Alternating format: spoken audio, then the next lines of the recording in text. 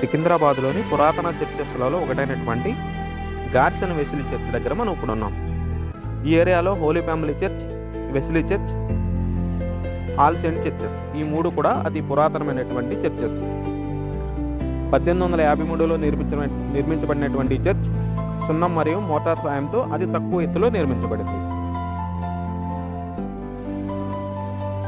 170 సంవత్సరాలు దాటినా కానీ ఈ చర్చి నిర్మాణం ఏమీ చెక్కు చెదరకుండా నేటికి నిలిచింది. 1798 నాటికి నిజాం రాజ్యంలో బ్రిటిష్ ఇండియన్ ఆర్మీ ఈ ఏరియాలో అడుగుపెట్టింది. ఆ యొక్క బ్రిటిష్ ఇండియన్ ఆర్మీచే ఈ చర్చి నిర్మాణం జరిగింది. తిరుమలగిరి దగ్గరలోని లాల్ బజార్ ప్రాంతంలో ఈ చర్చి ఉంది.